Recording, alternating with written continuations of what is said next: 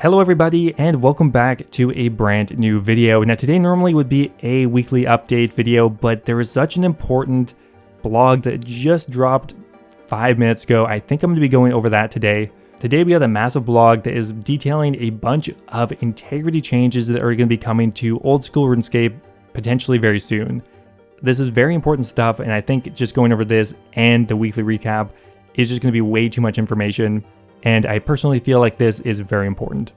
Anyway guys, if you do enjoy the video, don't forget to leave the video a like. Always helps out with the YouTube algorithm. Let's get started.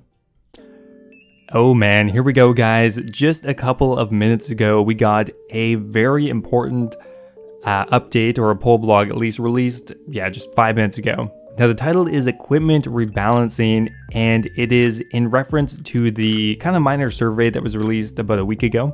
Now essentially in that survey they asked how people in general felt about power creep, item tiers, and whether they thought certain items needed to be buffed or nerfed. So finally today there is a proposal. At this point I'm not quite sure whether this is going to be an integrity change or not. During the survey they did mention that it would be an integrity change, so I'm assuming that's going to be the case. Okay, so let's skip down here to the actual changes. Now first appear under the headline Shed No Tiers. They're going to be rebalancing how higher end items fall into the tier list. Right now everything is hard stuck at tier 75. That does make things a little bit awkward as the relative strength of multiple items at tier 75 are not equal. Now they're going to make the following changes to the higher end tier list. Now first appear the Grassy Rapier going from a 75 attack requirement up to 80. Now similarly we have the Blade of Saldor going from a 75 attack requirement up to 80. I mean, just for context, the Arclight and the Abyssal Tentacle both also have 75 attack requirements, so are these weapons on the same tier? Maybe not. Next appear the Inquisitor's Mace might be going from 75 attack to 80 as well. Coming up next here is the Trident of the Swamp going from a 75 attack requirement up to 78. That one is kind of interesting, but I guess now it's going to be a couple levels higher than the Trident of the Seas, I would imagine. Now the Sanguinesti Staff is now going from a 75 magic requirement up to 82, which is going to put it just a bit above the Kodai, which is now going to be going up from 75 to 80.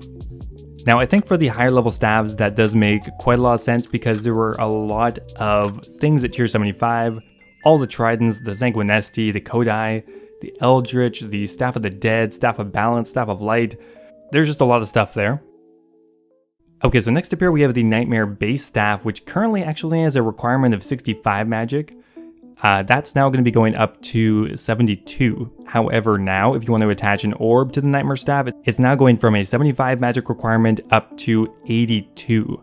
Okay, so the Dragon Hunter Crossbow is going from a 65 range requirement up to 70. I actually didn't realize that was such a low requirement for that weapon. That actually is kind of crazy. I definitely agree with that one. The Dragon Hunter Lance is going from a 70 attack requirement up to 78. Finally here we have the Scythe of Viter, which is going from a 75 attack requirement up to the highest requirement in the game, 85 attack. Alright, so next up here we have some nerfs coming in. The Need Is Not Face Guard, of course, I just went ahead and bought that like 2 days ago. They said, simply put, the Need Is Not Face Guard is a little too powerful considering the level at which it is rewarded. They're dropping the strength bonus from 6 down to 5, and that's it. Alright, so in addition to the face guard adjustments, they're also wanting to make some changes to Basilisk Knights. They currently require a relatively low Slayer level of 60 to fight, yet their stats suggest otherwise. They're actually going to be nerfing Basilisks. The special attack would be removed from the base Basilisk Knight, but will remain on the Basilisk Sentinel.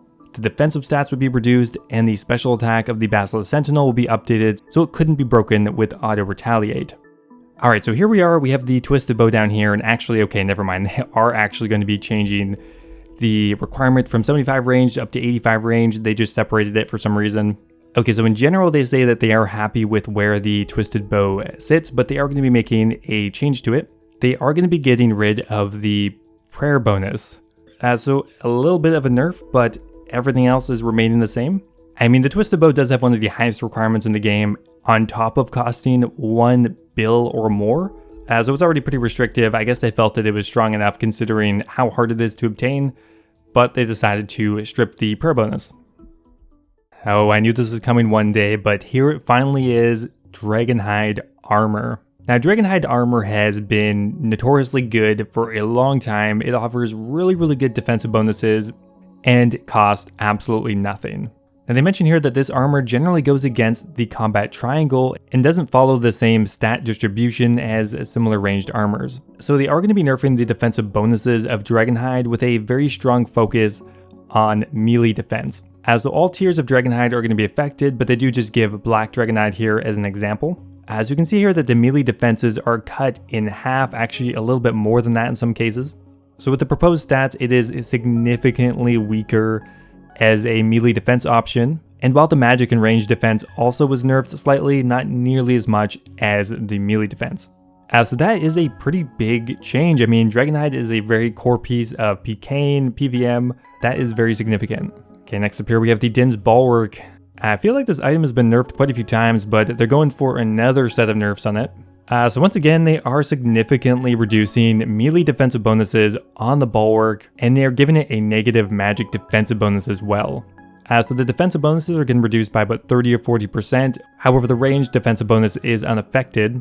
On top of that, it is also gaining a minus 25 magic defense, which it didn't have before. I'm sure all of you knew it was coming eventually, but here it is, the Toxic Blowpipe. The Toxic Blowpipe is getting a significant nerf. Now they do a quick overview on why the Toxic Blowpipe ended up being way stronger than intended. It was actually due to an oversight. Initially it was meant to have an attack speed cycle of 3 game ticks, but for some reason when it was released, if you were on the rapid attack style, it actually had an attack speed of every 2 game ticks, which was never actually intended. However, at this point they realized that that is a core mechanic. People have learned bosses with that attack speed, so they're not changing that. What they are going to be doing is they are going to be changing the strength of darts, mainly nerfing the accuracy of these darts.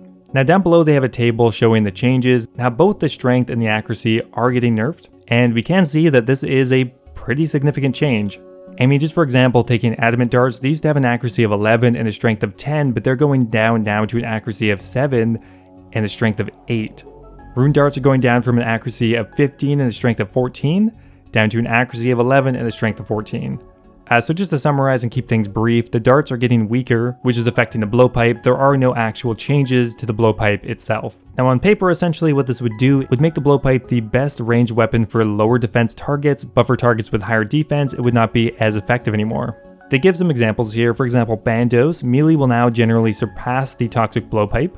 Okay, for Zulrah, the Toxic Blowpipe will still be the best option for the blue phase, assuming you don't have a Twisted Bow. Now for Vorkath, the Toxic Blowpipe will no longer be the best weapon for players who have not yet obtained the Dragon Hunter weaponry. The use of the Dragon or Armadyl Crossbow will surpass the Toxic Blowpipe when fighting Vorkath. He is a dragon, that does kind of make sense. And we have the Fight Caves. Melee will have higher DPS than the Toxic Blowpipe against higher defensive monsters within the cave, but ranged has the benefit of higher uptime. We anticipate melee will be used more by those looking to optimize their completion speeds if those players do not have a Twisted Bow. Okay, so that is for all of the nerfs. Kind of what I expected. Dragonhide, the Twisted Bow. I didn't really expect the face guard, but I guess they're just trying to nerf the content overall.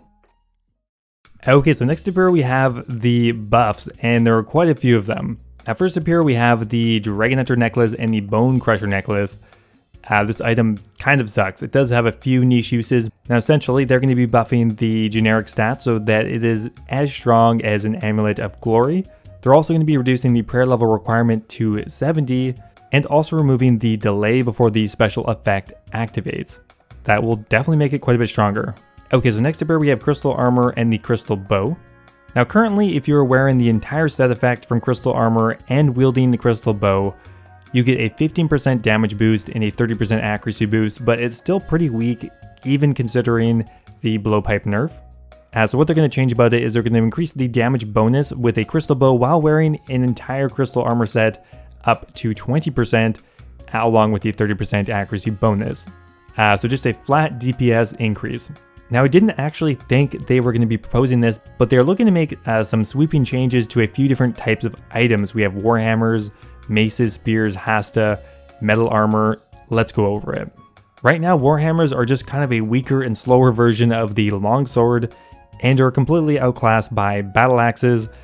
So they are going to make a few changes. Now first up, instead of now requiring attack levels to wear, they're going to make them strength levels instead. And that will also apply to the Dragon Warhammer. That's a pretty big change. The Dragon Warhammer now has a strength level requirement to equip of 60 instead of attack. Now every Warhammer except for the Dragon Warhammer is going to have its strength bonus increased as well, so it's just a little bit higher than battle axes. Okay, now for maces, spears, and hastas, they're going to make the following change. They are going to increase the attack speed of all of these, increasing it from an attack speed of 5 down to an attack speed of 4, which is actually quicker.